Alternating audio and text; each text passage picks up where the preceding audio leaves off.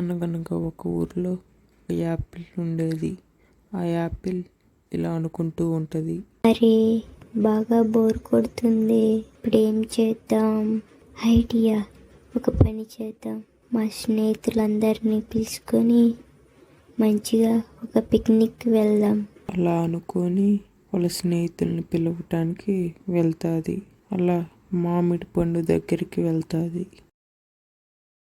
ఇదిగో మామిడి పండు, నేను పిక్నిక్ వెళ్దాం అనుకుంటున్నా, నువ్వు కూడా వస్తావా? సరే, నేను కూడా వస్తాను. అలా వాళ్ళిద్దరూ కలిసి బంగాళాదుంపని పిలవటానికి వెళ్తారు. అలా బంగాళాదుంప దగ్గరికి వెళ్ళి, ఓ బంగాళాదుంప, మేము పిక్నిక్ వెళ్తున్నాం, నువ్వు కూడా వస్తావా? సరే, నేను కూడా వస్తాను.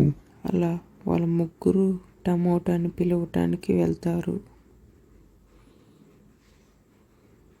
అలా టమోటో దగ్గరికి వెళ్ళి, ఇదిగో టమాటో, మేమందరం పిక్నిక్ వెళ్తున్నాం, నువ్వు కూడా మాతో వస్తావా? సరే, నేను కూడా వస్తాను. అలా అని చెప్పి వాళ్ళ నలుగురు పిక్నిక్కి ఒక అడవికి వెళ్తూ ఉంటారు. అలా వెళ్తూ ఉంటారు. వాళ్ళకి ఒక నది కనపడుతుంది.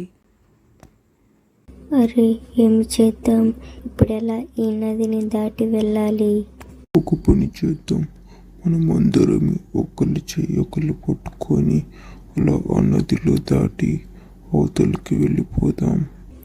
అవును, నువ్వు చెప్పిన ఐడియా బాగా ఉంది, అలాగే చేద్దాం.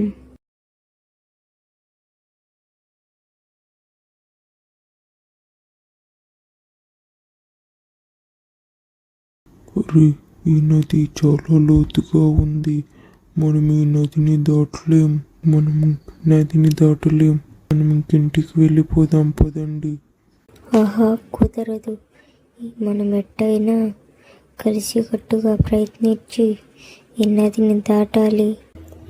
ఒక పని చేద్దాం, ఈ అడవి లోపలికి వెళ్ళి ఒక దొంగ వెతికి తీసుకొద్దాం. అప్పుడు మనం అందరం ఈ నది దాటి అవతలికి వెళ్ళొచ్చు. అలా అనుకొని దొంగని వెతకటానికి నలుగురు అడవిలో తిరుగుతూ ఉంటారు. అప్పుడు టమోటాకి ఒక దొంగ కనపడుద్ది. అప్పుడు వాళ్ళందరినీ అక్కడికి పిలిచి ఆ దొంగని చూసుకొని ఆ నది దగ్గరికి తీసుకొస్తారు. అలా నలుగురు ఆ నది దాటి అవతలికి వెళ్తారు. చూశారుగా స్నేహితులారా, కలిసికట్టుగా ప్రయత్నిస్తే ఏదైనా సాధ్యమే.